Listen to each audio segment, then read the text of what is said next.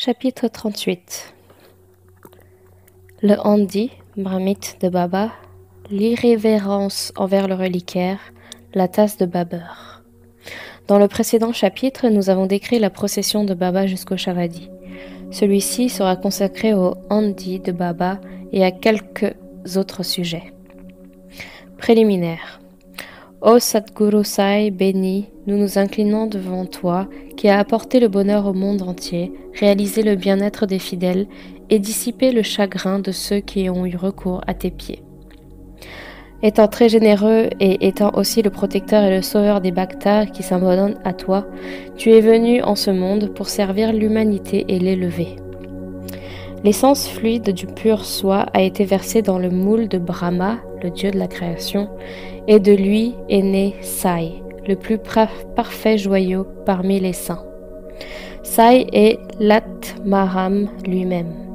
Il est la demeure de la parfaite félicité divine. Ayant lui-même atteint tous les objectifs de la vie, il a mis ses fidèles sur la voie. Le handi, la marmite de Baba. Pour chaque ère, nos écritures prescrivent une sadhana, discipline spirituelle différente. Ainsi, tapas, ascèse, est recommandé pour l'ère du krita, ou l'âge d'or, jnana, connaissance, sagesse, pour l'ère du treta, âge d'argent, yagna, le sacrifice rituel, pour l'ère du dvapara, âge de bronze, et dana, la charité, pour l'ère du kali, l'âge de fer, l'ère actuelle. De toutes les charités, le don de nourriture est la meilleure. Nous sommes très perturbés quand nous n'avons rien à manger à midi. Les autres êtres vivants ressentent la même chose que nous dans de telles circonstances. Sachant cela, celui qui donne à manger aux pauvres et aux affamés est le meilleur des donateurs ou la personne la plus charitable. La Taittiriya Upanishad dit « La nourriture est Dieu ». Toutes les créatures naissent de la nourriture, vivent grâce à la nourriture et après avoir quitté cette vie, entrent à nouveau dans la composition de la nourriture. Quand un hôte inattendu se présente à notre porte à l'heure du repas, nous avons le devoir de l'accueillir et de lui donner à manger. Les autres types de charité, à savoir faire cadeau d'argent, de biens et de vêtements, demandent du discernement, mais en matière de nourriture, aucune considération de ce genre n'est nécessaire. Si quelqu'un sonne à notre porte à midi, il devrait être servi sur le champ. Et si des boiteux, des estropiés, des aveugles et des personnes malades arrivent, ils devraient être nourris d'abord, avant nos amis et les personnes en bonne santé. Le mérite de nourrir les premiers est nettement supérieur à celui de nourrir les seconds. Les autres formes de charité sont imparfaites sans cet anadana, don de nourriture, tout comme le sont les étoiles sans la lune, un collier sans pendentif, une couronne sans fleuron, un étang sans lotus, des bhajanes sans dévotion, une femme mariée sans point de coucoum sur le front, un chant sans douceur dans la voix ou du babeur sans sel. De même que le varan, mets de fèves très savoureux, surpasse tous les autres mets, Anadana est le plus haut de tous les mérites. Maintenant, voyons comment Baba préparait la nourriture et la distribuait aux autres. Il a été dit précédemment que Baba avait besoin de très peu de nourriture pour lui-même. Il obtenait la petite quantité qu'il désirait en mendiant dans quelques maisons. Mais quand il décidait de distribuer de la nourriture à tous, il la préparait lui-même. Il ne dépendait de personne et ne dérangeait personne pour cela. D'abord, il allait au marché et achetait tous les ingrédients, maïs, farine, épices, etc., qu'il payait en espèces. Il faisait aussi la mouture. Dans la cour de la mosquée, il préparait un grand foyer et après avoir allumé un feu, il posait dessus un handi, une marmite, avec une quantité d'eau suffisante. Il y avait deux sortes de handi, un petit et un grand. Dans le premier, il cuisait de la nourriture pour 50 personnes et dans le second, pour 100. Quelquefois, il préparait du mit chaval, un riz sucré, et d'autres fois du biryani, un riz avec de la viande. Parfois, dans le varan, la soupe, bouillant, il ajoutait des boulettes de pain de farine de blé.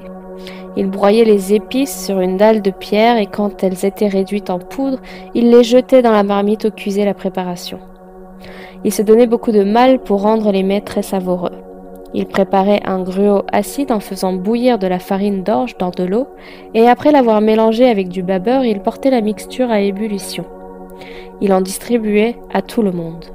Pour savoir si la nourriture était cuite, à point, Baba remontait les manches de son kafni et plongeait sans crainte son bras nu dans le chaudron bouillant, et il brassait la préparation d'un côté et de l'autre, et de haut en bas. Il n'y avait aucune trace de brûlure sur son bras, ni de peur sur son visage. Quand la cuisson était terminée, Baba amenait les marmites à l'intérieur de la mosquée, et les faisait dûment consacrer par le Molavi, le prêtre musulman. D'abord, il remettait une part de nourriture comme prashad à Malsapati et Tatia Patil, et ensuite, de ses propres mains, il servait le reste à tous les gens pauvres et démunis qui mangeaient à satiété. Ces gens qui recevaient de la nourriture préparée par Baba et servie par lui-même étaient vraiment bénis et chanceux. Ici, on pourrait se demander, est-ce que Baba distribuait pareillement de la nourriture végétarienne et non végétarienne comme prashad à tous ses fidèles? La réponse est évidente et simple. Ceux qui n'étaient pas végétariens recevaient en prashad la nourriture du handi où avait été préparé un mets non végétarien, et les autres recevaient un repas végétarien. Selon le principe, quelle qu'elle soit qu'un gourou donne lui-même en prashad, si le disciple hésite et se demande s'il peut l'accepter ou non, il court à sa perte, misère future.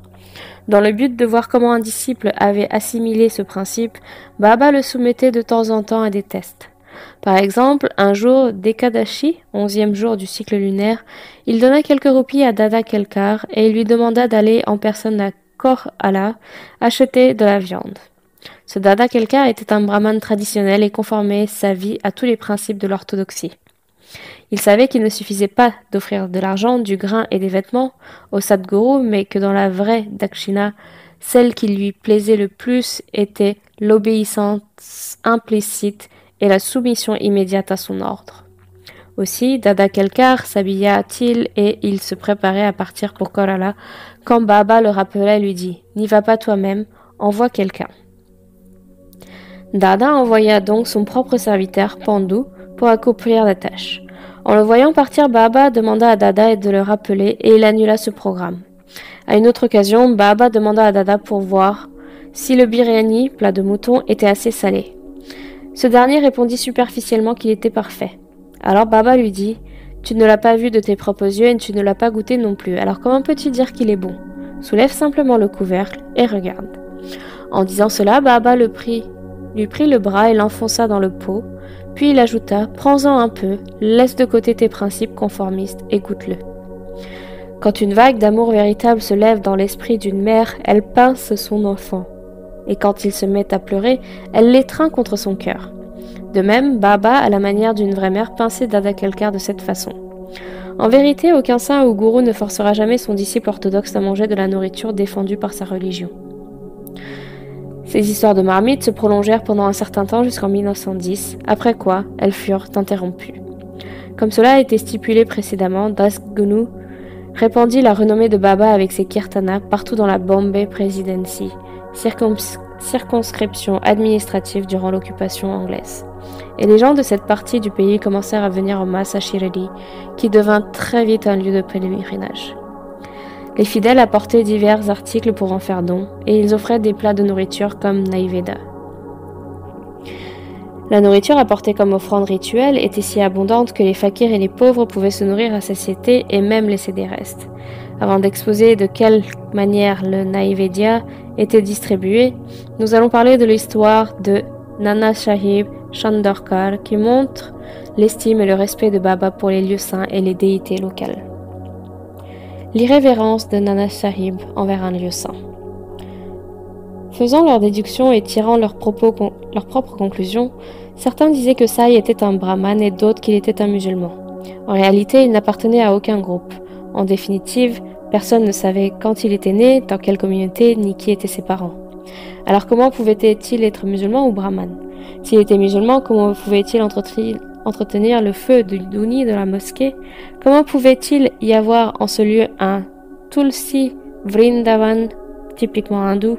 Comment Baba pouvait-il permettre que l'on souffle dans les conques et que l'on sonne les cloches, comment pouvait-il y accepter les diverses formes de culte hindou? S'il avait été musulman, aurait-il eu les oreilles percées et aurait-il sorti de l'argent de sa poche pour réparer les temples hindous? Au contraire, il ne tolérait pas le moindre signe d'irrespect envers les lieux saints et les déités de l'hindouisme. Un jour, Nana Sahib Chandorkar vint à Shirdi avec son sadhu, M. Biniwal, le mari de la sœur de sa femme. Quand ils allèrent à la mosquée et s'assirent devant Baba, celui-ci se mit soudain en colère contre Nana Sahib et lui dit « Depuis le temps que tu vis en ma compagnie, comment peux-tu te comporter ainsi ?» D'abord, Nana Sahib ne comprit rien et sollicita humblement quelques explications. Baba lui demanda quand était-il arrivé à Kopargaon et comment depuis là il s'était rendu à Shirdi. Nana Sahib comprit de suite son erreur. Habituellement, lorsqu'il allait à Shirdi, il s'arrêtait pour prier au sanctuaire de Dattatreya à Kopargaon, sur la rive de la Godavari, mais cette fois-ci, il avait dissuadé son parent qui était dévot de Datta d'y aller afin d'éviter tout retard, et ils avaient poursuivi leur route. Il confessa tout cela à Baba et lui dit que pendant qu'il se baignait dans la Godavari, une grosse épine était entrée dans son pied et qu'elle lui avait causé beaucoup de désagréments.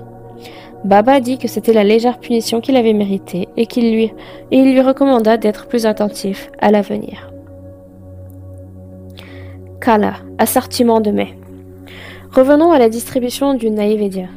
Après l'arati et une fois que Baba avait congédié tout le monde avec l'oudi et ses bénédictions, il venait à l'intérieur et s'asseyait derrière un rideau, adossé contre la niche du mur pour prendre son repas en compagnie de ses bhaktas intimes, alignés sur 2 rangs de chaque côté de lui.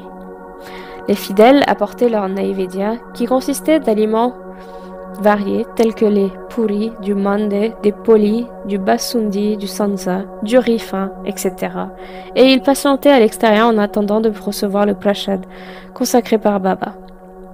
Tous les aliments étaient disposés pêle-mêle et placés devant Baba qui les offrait à Dieu et les bénissait. Ensuite, des portions de cette nourriture étaient distribuées aux personnes qui attendaient dehors et le reste était servi au groupe de fidèles assis à l'intérieur avec Baba au milieu d'eux. Les bhaktas assis sur 2 rangées mangeaient alors copieusement. Baba demandait quotidiennement à Shama et Nana Sahib Nimankar de servir la nourriture bénie à tous les gens assis à l'intérieur et de veiller aux besoins et au confort de chacun. Il faisait cela très volontiers et fort scrupuleusement. Chaque bouchée des mets ainsi partagés leur donnait un sentiment de plénitude et de satisfaction. C'était une nourriture tellement savoureuse, agréable et bénie. Elle était toujours profitable et toujours sacrée. Une tasse de babeur. Un jour, Ahmad Pant avait déjà mangé tout son content en cette compagnie quand Baba lui offrit une tasse de babeur. Son aspect blanc l'attirait, mais il ne pouvait plus rien avaler.